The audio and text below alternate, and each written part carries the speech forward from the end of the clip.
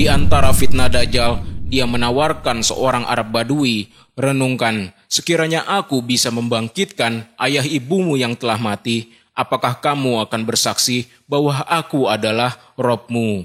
Laki-laki Arab tersebut menjawab, iya. Kemudian muncullah dua setan yang menjelma di hadapannya dalam bentuk ayah dan ibunya. Assalamualaikum, semangat pagi para jawara surga. Sebelum kita mulai, pastikan kamu tekan like dan subscribe bagi yang belum. Terima kasih dan semoga dalam rahmat Allah. Amin. Dajjal adalah makhluk jahat yang diciptakan Allah Subhanahu wa Ta'ala, yang diprogram untuk memenuhi misi jahat penyesatan, dan dapat diperkirakan dia akan melakukannya dengan akurasi yang sangat menakjubkan. Pada awal kemunculannya, sosok Dajjal seperti seorang penguasa alim. Lalu ia menutupi bumi dengan kesesatan serta kebohongan-kebohongannya. Dan jumlah pengikutnya akan kian bertambah banyak yang merambah ke seluruh penjuru dunia. Pada kesempatan kali ini kita akan membahas fakta dari arti nama Dajjal, bagaimana fitnah Dajjal di akhir zaman, dan seperti apa sifat atau ciri fisiknya yang wajib diketahui. Bismillahirrahmanirrahim. Inilah fakta arti nama Dajjal, si Tuhan palsu, dan ciri-cirinya.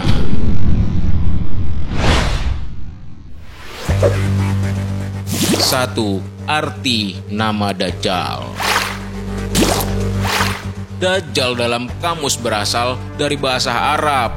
Dajjallah yang berarti al-kholat atau mencampurkan, mengacaukan, dan membingungkan. Dajjal merupakan sigoh mugalagoh atau bentuk persangatan dari kata Dajjallah yang artinya pembohong besar. Secara terminologis, Dajjal diartikan sebagai orang yang menutupi sesuatu. Ia dianggap telah menutupi kebenaran dan orang yang paling berdusta. Pemaknaan umum seperti ini pernah terjadi dalam sejarah Islam, dan para pendusta atas nama agama sering disebut sebagai Kazab Dajjal.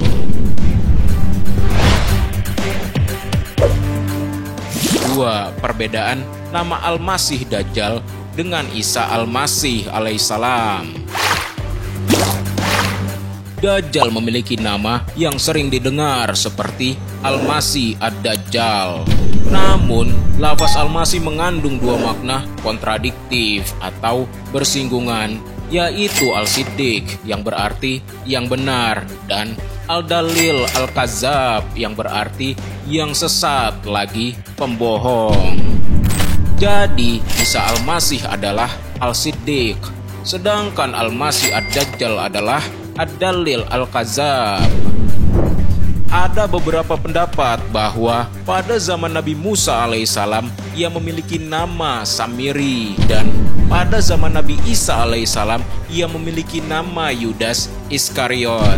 Yudas diyakini sebagai Dajjal oleh Barnabas yang merupakan salah satu murid Nabi Isa alaihissalam yang paling alim.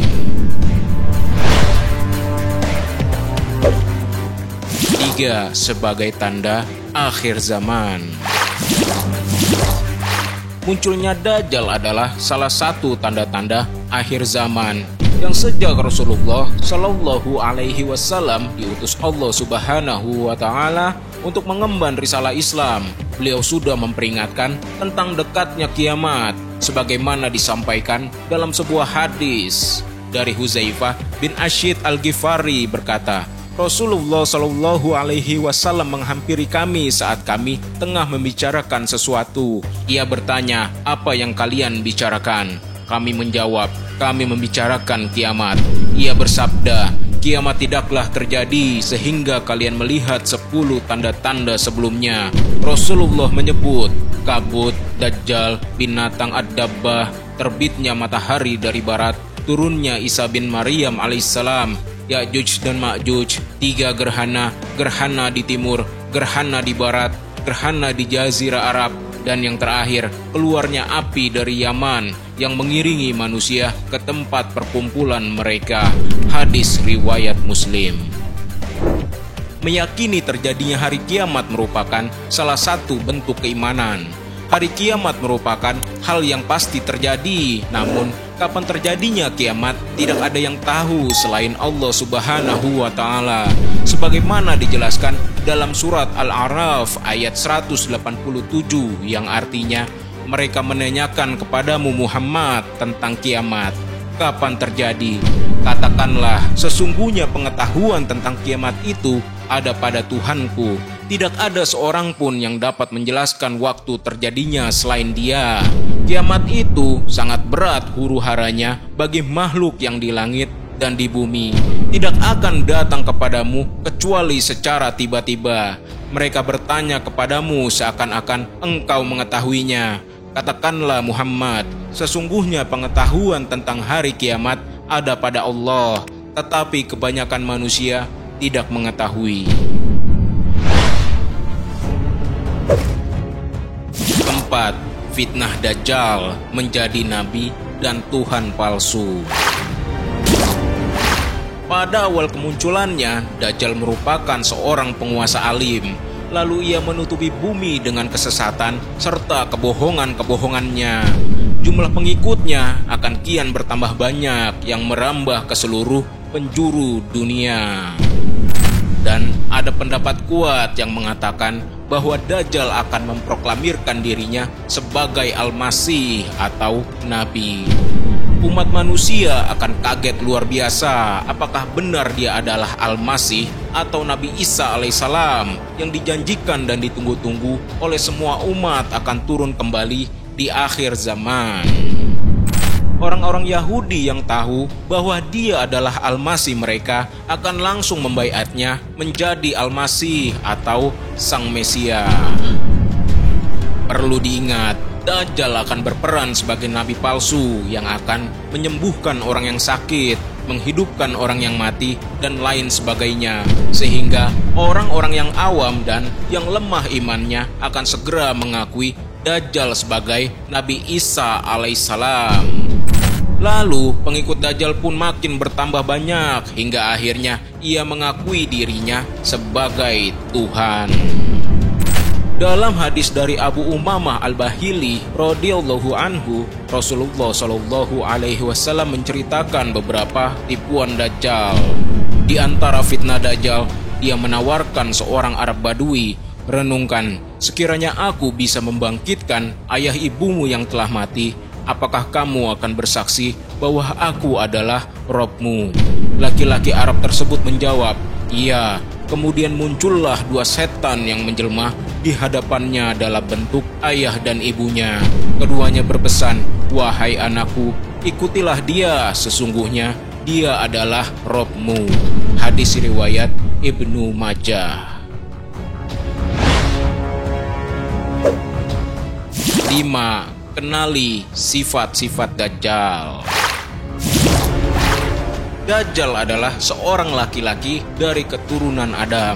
Dia memiliki banyak sifat yang dijelaskan dalam berbagai hadis Rasul agar manusia mengenalnya dan memberikan peringatan kepada mereka atas keburukan-keburukannya. Sehingga ketika dia keluar maka orang-orang yang beriman akan mengenali dan tidak terkena fitnahnya.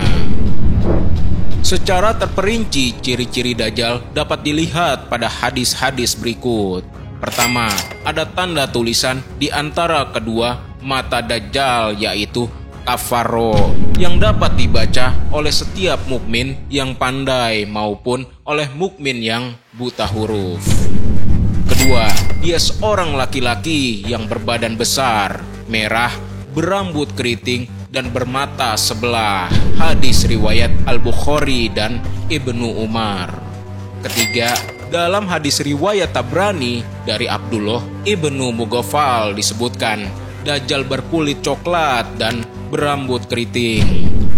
Keempat, sesungguhnya Al-Masih Ad-Dajjal adalah seorang laki-laki yang pendek. Ujung telapak kakinya berdekatan, sedangkan tumitnya berjauhan, berambut keriting, bermata sebelah, dengan mata yang terhapus. Hadis riwayat Abu Dawud dari Ubadah bin Samit dan Ahmad. Kelima, sesungguhnya kepala Dajjal itu dari belakang terlihat tebal dan berkelok-kelok. Hadis riwayat Ahmad dari Hisham bin Amir. Keenam, pada matanya yang sebelah kanan seakan-akan dia adalah satu biji anggur yang terapung. Hadis riwayat Al-Bukhari dari Ibnu Umar. Ketujuh, bukankah sesungguhnya dia itu bermata sebelah dan tertulis di antara kedua mata Dajjal itu kata kafir yang dapat dibaca oleh setiap mukmin. Hadis riwayat muttafaq alaih dari hadis Anas. Alhamdulillah, itulah sharing pengetahuan kita kali ini. Wallahu a'lam bishawab. Jadi, jika para jawara surga suka video ini, silahkan di-subscribe karena kita akan bahas kisah menarik selanjutnya. Insya Allah. Balighu anni walau ayah. Sampaikanlah dariku walau satu ayat. Hadis riwayat Bukhari. Dan beri kami sedikit dukungan dengan cara like videonya. Di-share ke teman-teman kamu karena akan menjadi pahala sharing ilmu yang bermanfaat seperti ini. Amin. Lihat video yang lainnya juga ya.